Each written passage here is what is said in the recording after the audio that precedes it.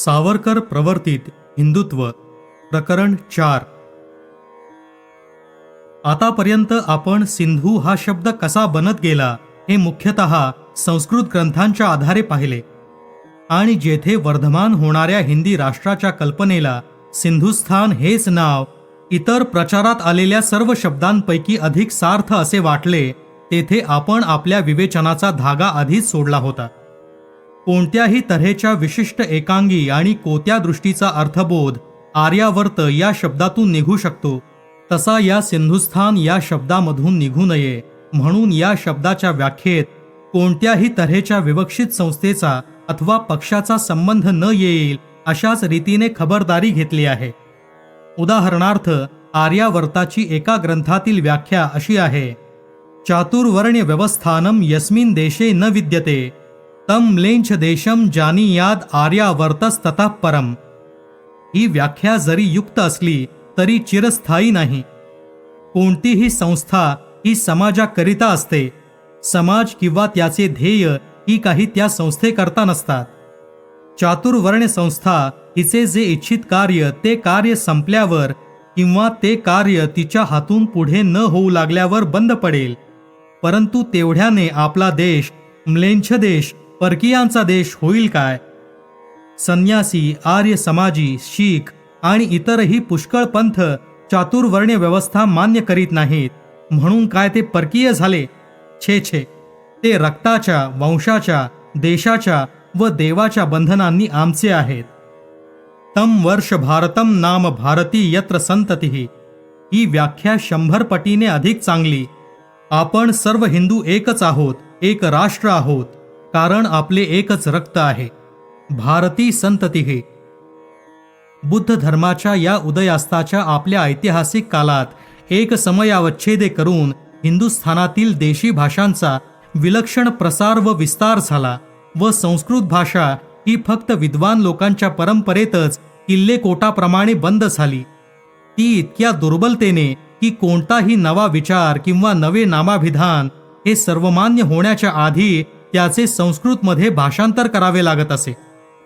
त्यामुळे साहजिकच नेहमीचा व्यवहार व राष्ट्रीय आणि सामाजिक घडामोडी यांचे हळूहळू प्राकृत भाषेतच आविष्करण होऊ लागले.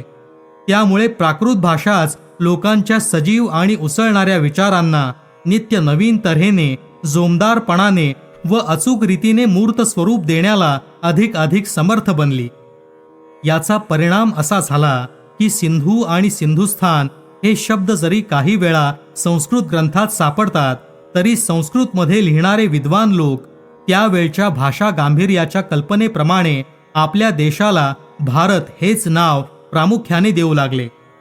इकडे सर्व प्राकृत भाषांमधून बहुधा एकमेवाद्वितीय रीतीने अधिक लोकप्रिय व सजीव अशा हिंदुस्थान याच नावाला लोक पूर्वीच्या अत्यंत प्रिय असलेल्या भारत किंवा आर्यावर्त या नावापेक्षा अधिक चिकटून राहिले.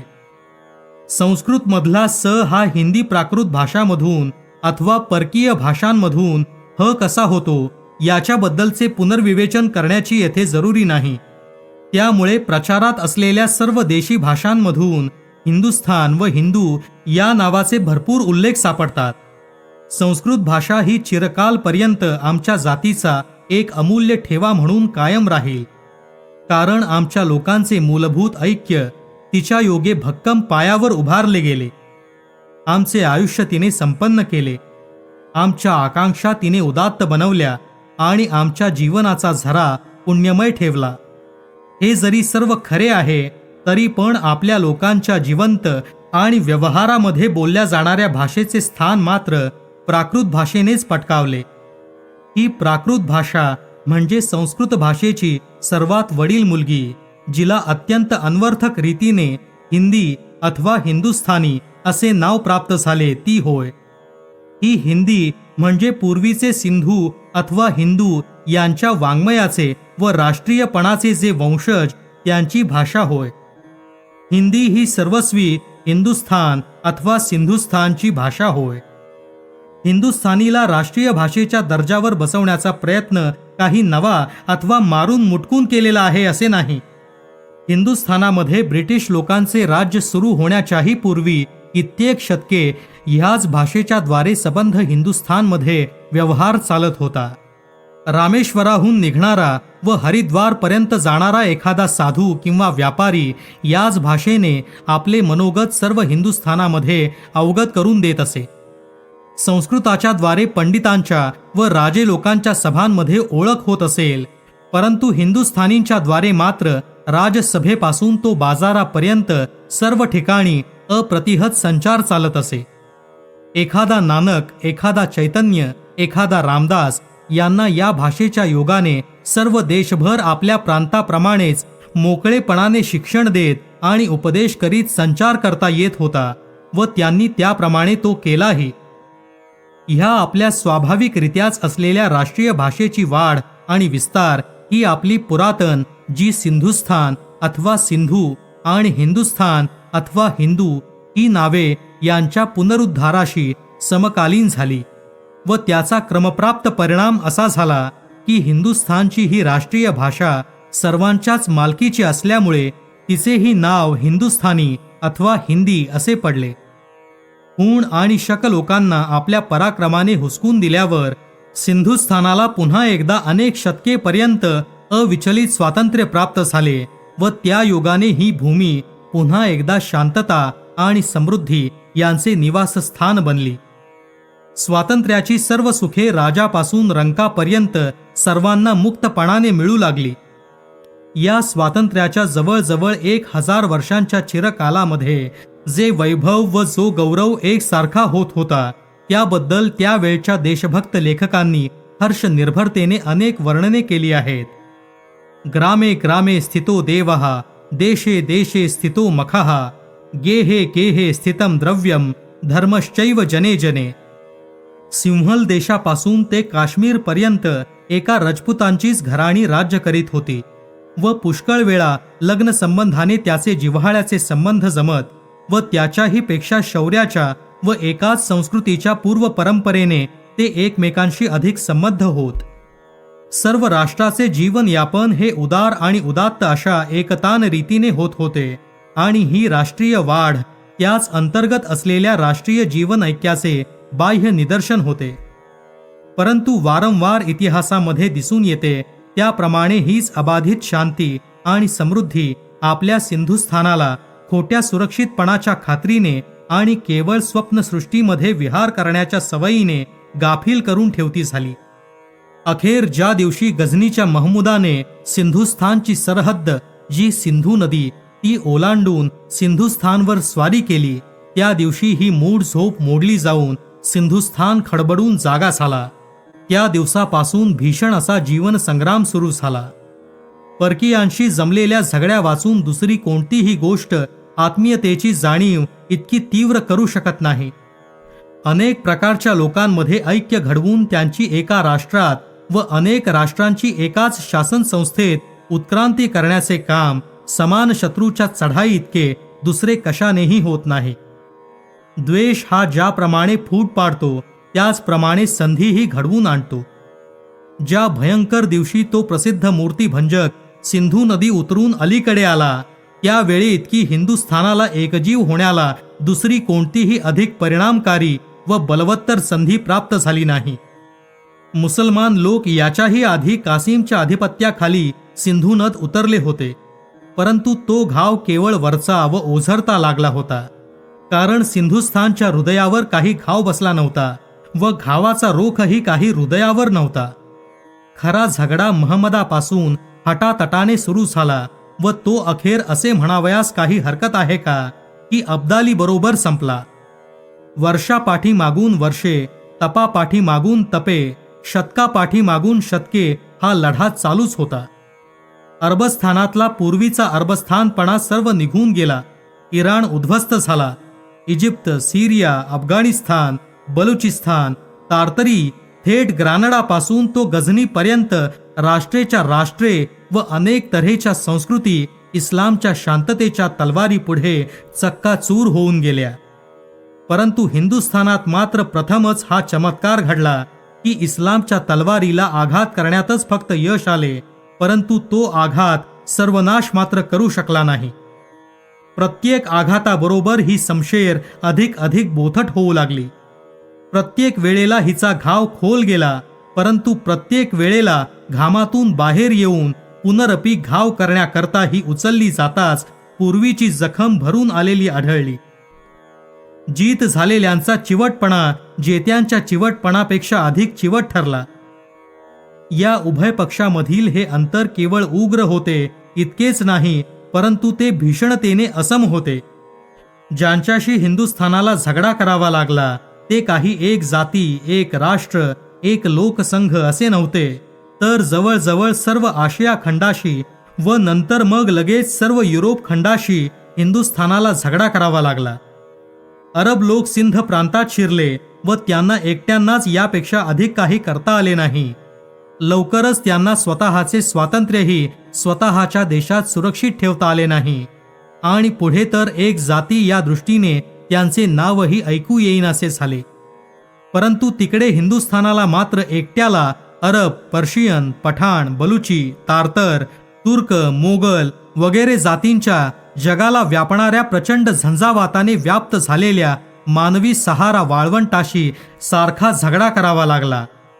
धर्म ही एक प्रचंड प्रचोदक शक्ती आहे.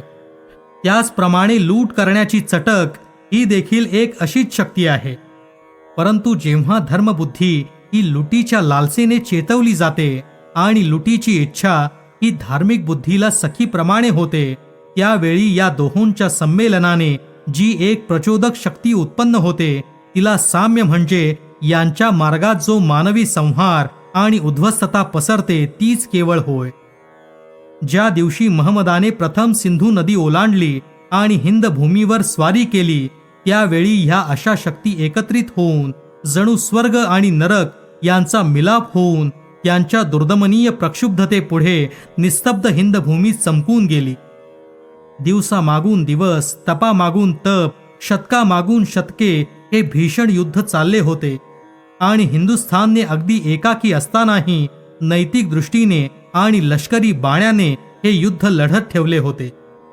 ज्यावेळी अकबर सिंहासनावर बसला आणि दारा सुकोहाचा जन्म झाला, त्यावेळी या लढाईतला नैतिक विजय मिळाला.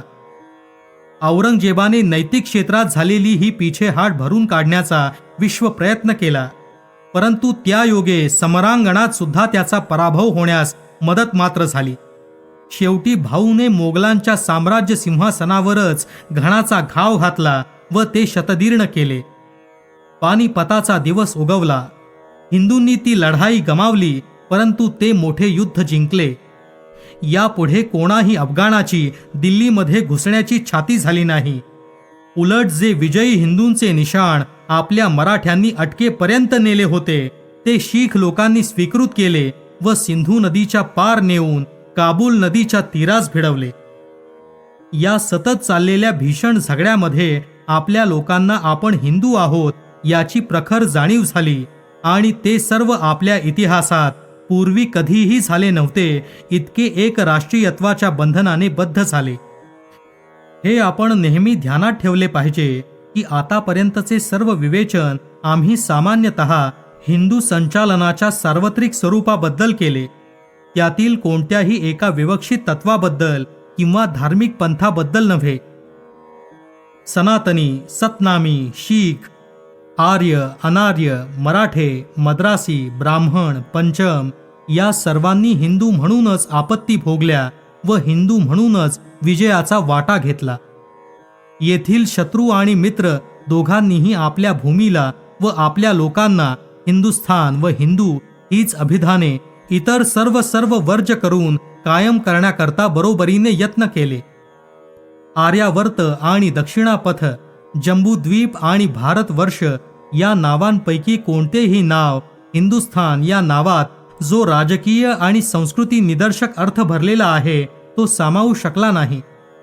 सिंधू नदीच्या या बाजूला राहणारे जे लोक या सिंधूपासून त्या सिंधूपर्यंत, सिंधू नदापासून तो समुद्रापर्यंत पसरलेली जी भूमी तिला आपली जन्मभूमी मानित होते ते लोक हिंदुस्थान या एकाच शब्दाने आपला प्रत्यक्ष उल्लेख होतो असे समजत होते. आमच्या शत्रूंनी आमचा हिंदू म्हणूनच द्वेष केला आणि त्या सरशी निरनिराळ्या जनसमूहांचा व जातींचा, निरनिराळ्या मतांचा आणि पंथांचा मानव समूह जो अटकपासून कटकपर्यंत पसरला होता, एकदम जणू काय एकच देहधाऱ्याप्रमाणे निवडून पडला. इसवी सन 1300 पासून 1800 पर्यंत थेट काश्मीरपासून तो सिलोनपर्यंत व सिंधूपासून तो बंगालपर्यंत जे अनेक, कधी सारखे तर कधी परस्पर संबंध असे निरनिराळे प्रसंग घडून आले, त्याचे सविस्तर व यथातथ्य विवेचन करून या सर्व अनेकत्वातही मूलभूत एकत्वाचा धागा कसा अनुस्यूत झाला होता, या दृष्टीने हिंदूच्या चळवळीचा इतिहास आजपर्यंत कोणीही लिहिला नाही. असो, जाता जाता उल्लेख केल्या वाचून आम्हास राहावत नाही, कारण या सर्व चळवळींचा हेतू हिंदुस्थानची अब्रू आणि स्वातंत्र्य यांचे रक्षण करणे आणि हिंदुत्वाच्या, केवळ हिंदू धर्माच्या नव्हे तर संस्कृतीचे ऐक्य आणि सार्वजनिक जीवित अखंड कायम ठेवणे हाच होता. आणि हे रक्षण करण्याकरता रणांगणावर शेकडो लढाया लढाव्या लागल्या व अनेक राजकारणाचे डावपेच करावे लागले. हा एक हिंदुत्व शब्द आपल्या सबंध राजकारणाच्या शरीराचा जणू काय पाठीचा कणाच झाला होता. काश्मीरातील ब्राह्मणाचे दुःख पाहून मलबारामधल्या नायर लोकांचे हृदय दुःखित होई. आपल्या भाटांनी हिंदूंच्या पराभवांची शोकगीते गायली. आपल्यातल्या द्रष्ट्यांनी हिंदूंच्या पराक्रमांना स्फूर्त केले. आपल्यातील योद्धे हिंदूंच्या लढाया लढले. आपल्यातील संतांनी हिंदूंच्या प्रयत्नांना आशीर्वाद दिले.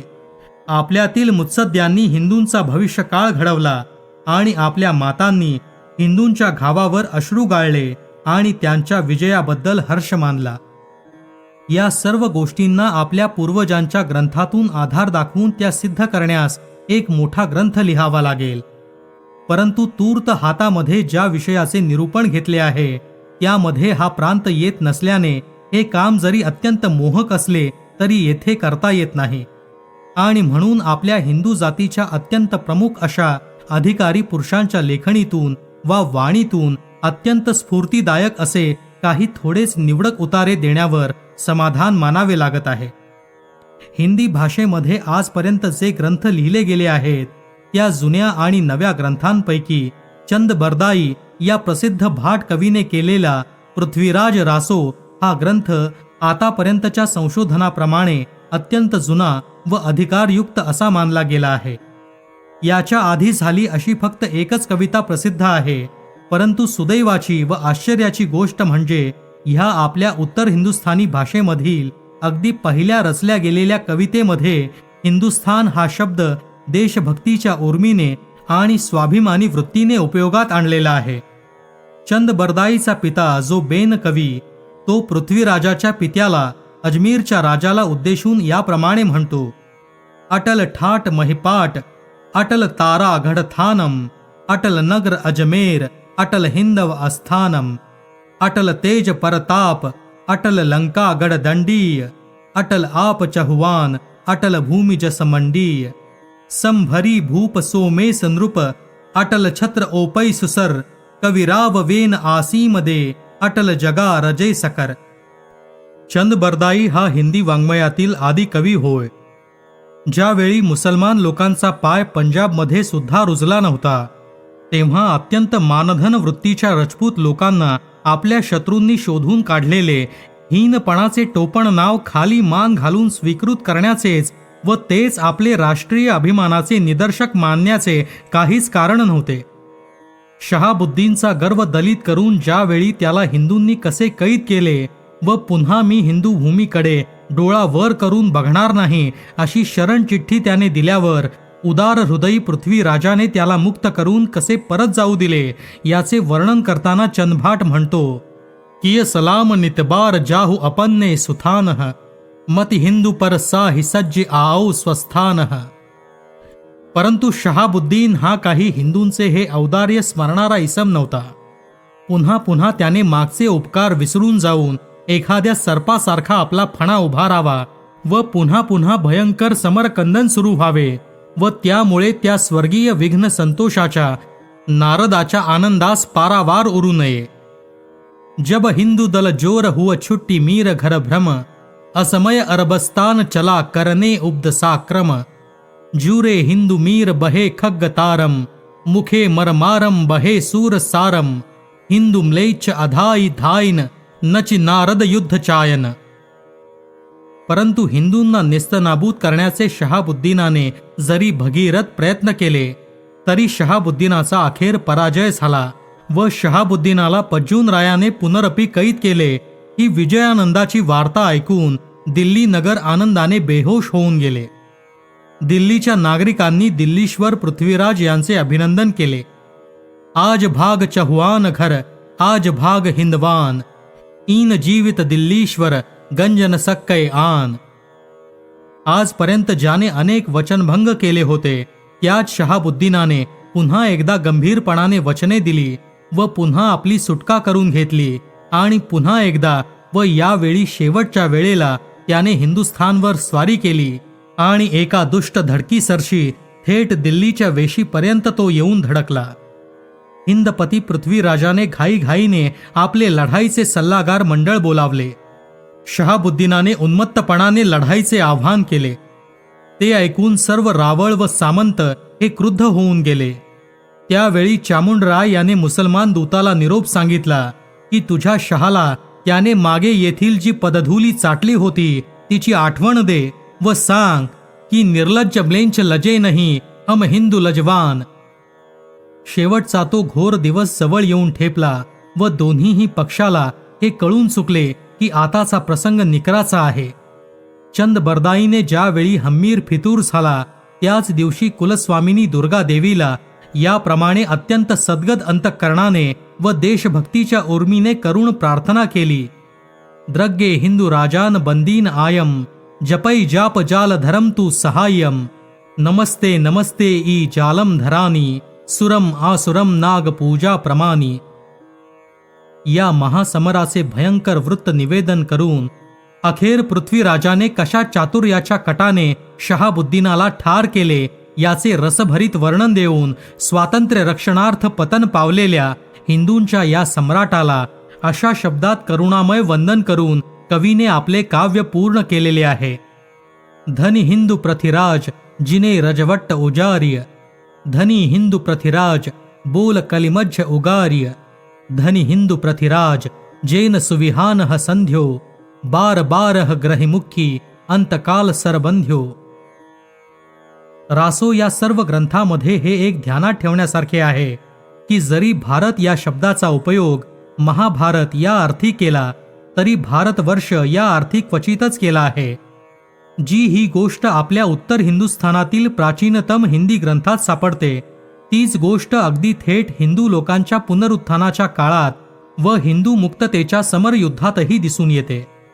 या पुनरुत्थानाच्या कालांचा मुख्य आचार्य, उपदेशक व तत्ववेत्ता जो रामदास याने आपल्या एका भविष्यदर्शी व गूढ काव्य वचनामध्ये त्यांना पडलेल्या एका स्वप्नासंबंधी उल्लेख केला आहे व विजयभराने परंतु कृतज्ञता बुद्धीने हे पडलेले स्वप्न बहुतांशी प्रचितीला आल्याचे नमूद करून ठेवलेले आहे. स्वप्नी जे देखिले रात्री ते ते तैसेची होतसे, हिंडता फिरता गेलो आनंद वन भुवनी. बुडाले सर्व ही पापी हिंदुस्थान बळावले, अभक्तांचा क्षयो झाला आनंद वन भुवनी. कल्पांत मांडिला मोठा म्लेंछ दैत्य बुडवाया, कै पक्ष घेतला देवी आनंद वन भुवनी. येथून वाढला धर्म राजधर्मा समागमे, संतोष मांडिला मोठा आनंद वन भुवनी. बुडाला औरंग्या पापी म्लेंछ संहार जाहला, मोडिली मांडिली छत्रे आनंद वन भुवनी. बोलणे वावगे होते चालणे पाहिजे बरे, पुढे घडेल ते खरे आनंद वन भुवनी. उदंड जाहले पाणी स्नान संध्या करावया, जप तप अनुष्ठाने आनंद वन भुवनी. स्मरले लिहिले आहे बोलता चालता हरी, राम करता राम भोगता आनंद वन भुवनी. भूषण या नावाचा सर्व राष्ट्रीय भाटामध्ये अग्रेसर असलेला असा एक भाट होता. ज्यावेळी हिंदूंच्या पुनरुत्थानाप्रित्यर्थ जिकडे तिकडे समर चालले होते त्यावेळी हा भाट सर्व देशभर जेथे जेथे हिंदुत्वाकरता झगडा चाललेला होता तेथे तेथे जाऊन प्रत्येक हिंदवानाला या झगड्याकरता उद्युक्त व उत्थित करीत होता. त्याने औरंगजेबाला याप्रमाणे आव्हान केले, लाज धरौ शिवजी से लरौ सब सय्यद शेख पठान पठाय के, भूषण ह्या गढ़कोटन हारे उहा तुग क्यों मठ तोरे रिसाय के, हिंदुन के पति सोन विसात 57 हिंदू गरीबन पाय के, लीजई कलंकन दिल्ली के बालम आलम आलम गीर कहाय के. पुन्हा दुसऱ्या एका ठिकाणी भूषण म्हणतो, जगत में जीते महावीर महाराजनते, महारीज 52 पातशाह लेवाने, पातशाह 52 दिल्ली के बादशाह दिल्लीपति, पातशाह जीसो हिंदुपति सेवाने, दाढ़ी के रखैयन की दढ़ी सी रहती छाती, वाढ़ी जस मर्याद हद हिंदुवाने की, कढ़ी गई रैति के मन की कसट मिट गई, ठसक तमाम तुर्काने की. भूषण भनत दिल्लीपति दिल धक धका सुनी सुनी, धाक शिवराज मर्दाने की, मोठी भई चंडी बिन चोटी के चबाय शीस, खोटी भई संपत्ती चकता के घराने की. शिवाजीने जी जी महत्कृत्ये केली त्याबद्दल भूषण कवी म्हणतो, राखी हिंदुवानी हिंदुवान के तिलक राख्यो, स्मृति और पुराण राख्यो वेद विधि सुनिमई, राखी रजपूती राजधानी राखी राजन की, धरा में धर्म राख्यो राख्यो गुण गुणी में, भूषण सुकविजीती हद्द मरहट्टन की, देश देश करिती बखानी तव सुनी मैं, साही के सुपूत शिवराज समशेर तेरी, दिल्ली दल दाबी के दिवाल राखी दुनिमय. शिवाजी व त्याच्या वेळच्या देशवीरांनी जी अचाट कामगिरी केली ती अशा दृष्टीने अखिल हिंदुस्थानामध्ये सर्व लोक पाहत होते. भूषण हा जरी स्वतः मराठा नव्हता तरी शिवाजी महाराजांपासून तो बाजीरावापर्यंत प्रत्येक विजयी वीराची स्वारी जणू काय आपली स्वतःचीच स्वारी आहे अशा भावनेने सर्वांना त्याबद्दल अभिमान वाटत असे. भूषण हा हिंदूतला हिंदू होता व त्याच्या आयुष्याच्या शेवटच्या क्षणापर्यंत हिंदू जातीच्या पुनरुत्थानाच्या चळवळीला तो आपल्या हृदयोद्दीपक काव्यांनी सारखे प्रोत्साहन देत होता व आपल्यातील अग्रेसर नेत्यांच्या मनावर ह्या चळवळींचे महत्त्व बिंबवित होता. बुंदेलखंडचा प्रतापी छत्रसाल हा भूषण कवीचा दुसरा एक आवडता काव्यनायक होता. हवर हरट्ट साजी गैवर गरट्ट समपैदर थट्ट फौज तुर्कान की, भूषण भनत राय चंपति को छत्रसाल रोप्यो रन ख्याल भय के ढाल हिंद वाने की. आणि छत्रसालची ही केलेली स्तुती अन्यथा नव्हती. छत्रसाल हा खरोखरीच शिवाजी राजसिंह गुरु गोविंद सिंह यांच्याप्रमाणेच ढाल हिंदवाने की होता. भूषण कवी छत्रसालाकडे तो हिंदुत्वाचा एक पाठीराखा होता याच दृष्टीने पाहत होता. हिंदू तुरक दीन द्वै गाये, तीन सौ बैर सदा चली आए, लेख्यो सूर असुर नको जैसो, के हरि करिन बखानो तैसो, जब ते शहा तख्त पर बैठे, तब तई हिंदुन सौ उर डाठे, सहगे कर तीर थनी लगाए, वेद देवाल निदर ढहाए, सब रजपूत सीर नित नावे, एड करे नित पैदल धावे, एड एक शिवराज निबाही, करई आपके चित्त की चाही, 8 पात साही झुक झौरे, सूबनी बांधी डांडले छोरे. छत्रसालाची व शिवाजी महाराजांची जी ऐतिहासिक भेट झाली त्या योगे छत्रसालाचा उत्साह शतगुणित झाला. तुम छत्री सिरताज, जीत आपनी भूमिकौ, करौ देश को राज. यानंतर त्याने सुजान सिंह या बुंदेलखंडातील प्रबल रजपूत सरदाराची गाठ घेतली. त्यांच्या संभाषणामध्ये सुजान सिंह याने त्यावेळच्या राजकीय परिस्थितीचे मोठे हृदयवेधक वर्णन केले आहे. पातशाह लागे करन हिंदू धर्म कौनासू, सुधिकरी चंपत राय की लई बुंदेला सासू, जबतई चंपति करयो पयानौ, तबतई परयो हीन हिंदवानौ, लग्यो होग तुरकज को जोरा, को राखे हिंदुन को तोरा, अब जो तुम कटि कसौ कृपानी, तौ फिरी चढ़े हिंदू मुख पानी. याप्रमाणे वर्णन करून त्या वृद्ध राजा सुजान सिंहाने आपली तलवार व आपले हृदय छत्रसालाला अर्पण केले आणि त्याला व त्याच्या महत् कार्याला अंतःकरणपूर्वक आशीर्वाद दिले. यह कही प्रीति हिये उमगाई, दिये पान किरवान बधाई, यह कही प्रीति हिये उमगाई, दिये पान किरवान बधाई, दो हाथ माथ पर राखे, पूरन करौ काज अबिलाखे, हिंदू धर्म जगजाई चलावो, दौरी दिली दल हलनी हलावो. शीख लोकांचा महान गुरु तेग बहादूर यांनी पंजाबमध्ये केवळ या हिंदू मोचनाच्या आंदोलनाला उत्तेजित केले एवढेच नव्हे, तर त्याकरता आपले प्राणही अर्पण केले. आणि असेही सांगतात की ज्यावेळी काश्मीरमधील ब्राह्मण लोकांवर जुलूम होऊ लागला आणि त्यांच्यावर मुसलमान व्हा नाहीतर मरा असा प्रसंग आला, त्यावेळी त्यांनी तेग बहादुराजवळ याचना केली. तेव्हा त्यांनी सांगितले की तुम सुनो दिजेसू ढिग तुर्केसू, अबैसू अबैसू इम गावो, इक पीर हमारा हिंदू भारा भाईचारा लख पावो.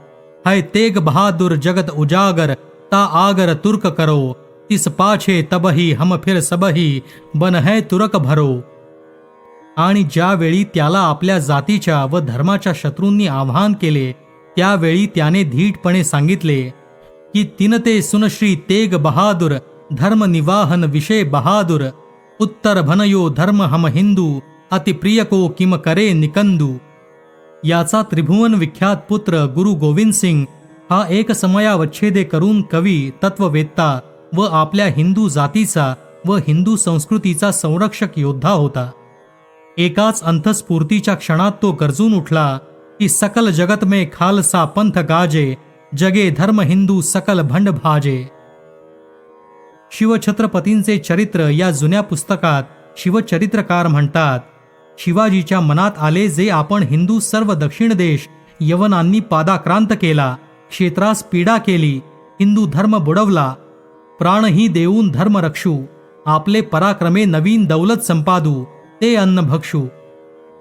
परंतु धोरणी आणि विश्वासपात्र दादाजीने त्यास सल्ला दिला, आपण म्हणता ते कार्य चांगले खरे, पण याचा शेवट लागणे परम दुष्कर. यास मातब्बर स्थळे असावी, हिंदू राजे व हिंदू फौजा जागजागी सहाय्यकर्त्या असाव्या, ईश्वराचे अनुकूल्य व सिद्ध पुरुषांचा आशीर्वाद असता अशा गोष्टी घडतात. आणि तरीही दादाजीने या सर्व आंदोलनाची सूत्रचालना केली. इसवी सन 1646 मध्ये आपल्या एका तरुण सहकारी देशभक्ताला तरुण शिवाजी लिहितो, शहास तुम्ही आपली बेमानगिरी करीत नाही, आदि कुलदेव स्वयंभू त्यांनी आम्हास यश दिले व पुढे तो मनोरथ हिंदवी स्वराज्य करून पुरवणार आहे. हे राज्य व्हावे हे श्रींचे मनात फार आहे. श्री राजवाडे यांच्याजवळ या पत्राची मूळ प्रत आहे व त्यावरून जणू काय 17व्या व 18व्या शतकातील हिंदूंच्या पुनरुज्जीवनाच्या आंदोलनाचे सर्व सारच कळून येते. हे आंदोलन काही उपाध्यायांनीच केलेले नव्हते. हे आंदोलन हिंदवी स्वराज्य, हिंदूंचे साम्राज्य यांचे होते. याच ध्येयाने शिवाजी ज्यावेळी केवळ बालवयाचा होता त्यावेळीच त्याच्या कल्पनेला चेतवले व त्याच्या हातून महत्कृत्ये करवली. प्रत्यक्ष शिवाजीच्या तोंडूनच हे आपणास कळते. परंतु जेव्हा एक रजपूत सरदार जयसिंगच शिवाजीला जिंकण्याचा विडा उचलून आला, त्यावेळी साहजिकच शिवाजीची प्रतिरोधक शक्ती परान्मुख बनली. पूर्वीची हिंदुत्वाची संरक्षक ढाल असलेले रजपूतच ज्या वेळेला त्यांच्या सधर्मीय बंधूंचे रक्त आपल्या रक्ताबरोबरच सांडण्यास तयार झाले, तेव्हा व हे सर्व कशा करता, तर मुसलमानांनी सुखाने राज्य करावे हा देखावा नितांत निरुत्साह करणारा होता.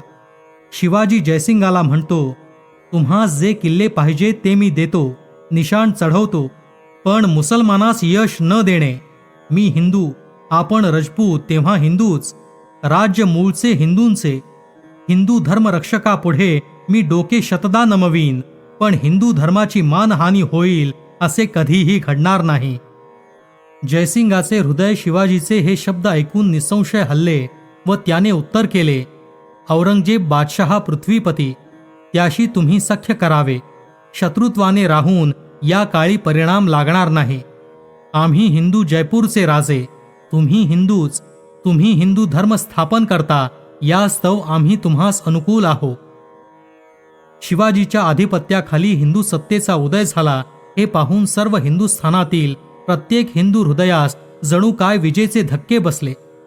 शतकोशतकीच्या जुलमाने त्रस्त झालेल्यांना तो प्रत्यक्ष अवतारच, उद्धारकच वाटला. सावनूर जिल्ह्यातील मुसलमानाच्या जोखडाखाली वाकून गेलेले लोक शिवाजीची याप्रमाणे करुणा भागतात. हा युसूफ फार स्वस्त आहे. बायका पोरास उपद्रव देणे, जुलूम, गो वधादी निंद्य कर्मे, आम्ही त्याचे हाताखाली वागण्यास कंटाळलो.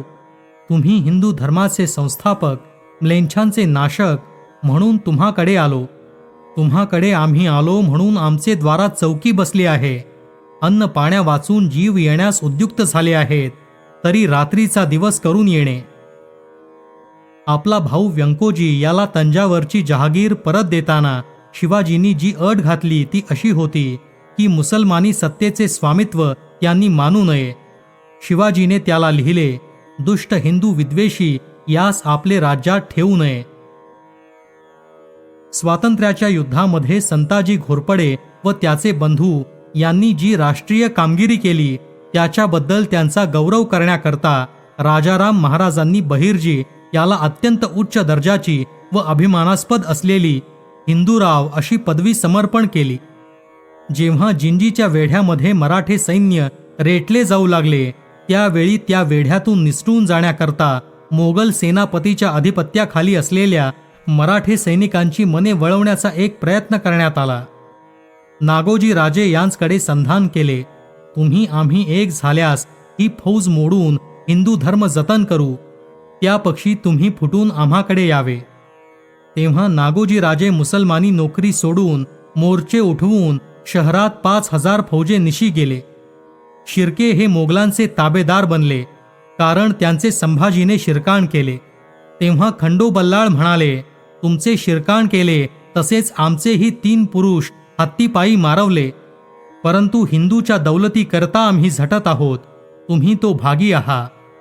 तेव्हा शिर्के पण कारस्थानात आले व मराठ्यास मिळून जिंजीहून राजाराम शत्रूच्या वेढ्यास तोडून सुटून गेले. शाहू महाराज हे एकदा सवाई जयसिंगाबरोबर हिंदू धर्माच्या रक्षणासाठी मी काय केले व तू काय केलेस अशा तऱ्हेचा वादविवाद करीत होते. बाजीराव व नानासाहेबांच्या वेळीही ह्याच स्फूर्तीने त्यावेळच्या पिढ्या उद्युक्त झाल्या होत्या. एक इतिहासकार म्हणतो, पुष्कळांनी बाजीरावाच्याच उद्योगाचे अनुकरण व परिपोष केलेला दिसतो. ब्रह्मेंद्र स्वामी, गोविंद दीक्षित वगैरे वगैरे देशभर यात्रा करून अनुभव घेतलेल्या साधू पुरुषांच्या ठिकाणी वरील हिंदू पदपादशाहीची भावना स्फुरण पावत होती व ते आपल्या सर्व शिष्य वर्गास याच भावनेने उपदेशित होते. बाजीराव स्वतः म्हणतात, अरे बघता काय, चला जोराने चाल करून, हिंदू पदपातशाहीस आता उशीर काय. त्यावेळच्या बुद्धिमान लोकांमध्ये ब्रह्मेंद्र स्वामी हे केंद्रस्थानी होते, परंतु हिंदू धर्माचा उच्छेद ज्या राज्यात होतो त्यास भेटणे स्वामीस योग्य वाटले नाही. हिंदूंच्या साम्राज्यात देवा ब्राह्मणांचा छळ होणे ही गोष्ट लज्जास्पद आहे, ही गोष्ट त्याने शाहूच्या मनात भरवून दिली. मथुराबाई स्वामीस लिहिते, शंकराजी मोहिते, गणोजी शिंदे, खंडोजी नाळकर, रामाजी खराडे, कृष्णाजी मोड इत्यादी मातब्बर सरदारांनी राज्य रक्षण करून श्यामलांचा मोड केला व कोकणात हिंदू धर्म राखला.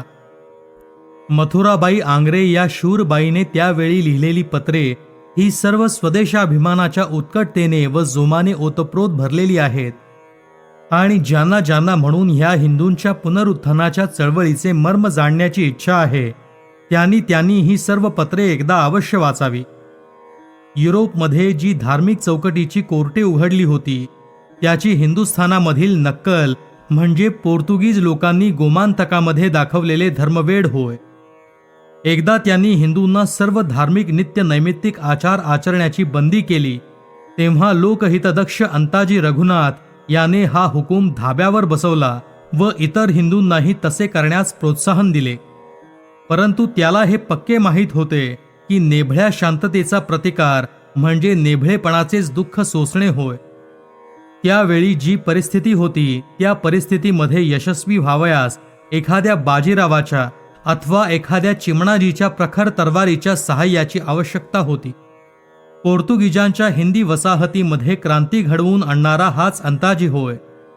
त्याने बाजीरावाच्या बाजूला सर्व पुढाऱ्यांची सहानुभूती मिळवली व त्यानेच मुख्यतः ज्या मराठ्याच्या मोहिमेने बहुतेक मराठा मुलूक पोर्तुगीजांच्या सत्तेतून सोडवला ती चिमाजी अप्पाची मोहीम घडवून आणली. परंतु याच अवकाशात व वसई पडण्याच्या पूर्वी नादिर शहाने हिंदुस्थानवर स्वारी केली व दिल्ली त्याच्या हातात पडली. मराठ्यांचे दूत बाजीरावास लिहितात, तहमास्प कुली खान काही देव नाही, जो पृथ्वी कापून काढील. जबरदस्ताशी सुलूक करील, म्हणून मातब्बर फौजेनिशी यावे. आधी जबरदस्ती मग सुलूक. आता सारे रजपूत व स्वामी अर्थात बाजीराव एक झालिया, निकाल पडेल. समजताच बुंदेल वगैरे एक जागा करून मोठा भाव दाखवला पाहिजे. नादिरशहा माघारा जात नाही. हिंदू राज्यावरील निघेल. रायांचे मनी राणाजीस तख्तावर बसवावे असे आहे. हिंदू राजे सवाई आदी करून स्वामीचे स्वारीची मार्ग प्रतीक्षा करतात. स्वामीचे पुष्टीबल होताच जाट वगैरे फौज दिल्लीवरी पाठवून सवाईजी आपण दिल्लीस जाणार.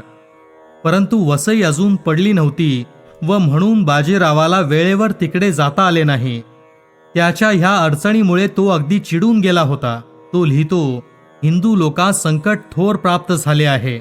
अद्याप वसई आली नाही. ऐशास तमाम मराठी फौज एक होऊन चमेली पार व्हावे. या नादिरास अलीकडे येऊ देऊ नये असा विचार आहे. परंतु त्यांचे दुर्दांत धैर्य या सर्व अडचणींना पायाखाली तुडवून अखेर अढळ राहिले. लगेच तो लिहितो, आपली घरगुती भांडणे, रघुजीचे पारिपत्य वगैरे बाजूला ठेवली पाहिजेत. आता सर्व हिंदुस्थानास एक शत्रू उत्पन्न झाला आहे. मी तर सर्व नर्मदा उतरून सर्व मराठी सैन्य चमळेपर्यंत पसरून देणार. मग पाहू द्या नादिरशहा कसा खाली येतो तो. हिंदूंच्या पुनरुत्थानाच्या आंदोलनाचे जे जे पुढारी झाले त्यात सवाई जयसिंग हा इतर पुढाऱ्यांप्रमाणेच हिंदुत्वाचा एक कट्टा अभिमानी पुढारी होता. शिवाजीच्या सर्व अनुयायांच्या अनेक पिढ्यांचे जे मुख्य ध्येय हिंदू पदपादशाही ती सर्व हिंदुस्थानभर करण्याच्या कार्याला बाजीरावाची माळव्यावरची स्वारी ही एक पुढची पायरी होती. व ही स्वारी हिंदूंच्या मोचनाकरिता माळव्यात करावी अशी विनंती बाजीरावाला करण्यास तेथल्या पददलित झालेल्या हिंदूस सवाई जयसिंगानेच प्रेरणा केली.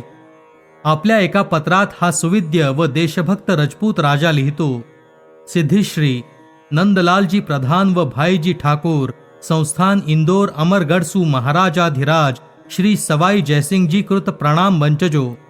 सो आपको लिखते हैं कि बादशाह ने चढ़ाई की है तो कुछ चिंता नहीं, श्री परमात्मा पार लगावेगा.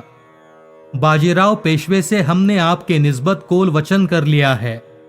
हजार शाबाश है, आपन सब मालवे सरदार एक रह के हिंदू धर्म का कल्याण होना और मालवे में हिंदू धर्म की वृद्धि होना, इस बात विचार कर मालवे में से मुसलमानों को नौमेद किए और हिंदू धर्म कायम रखा.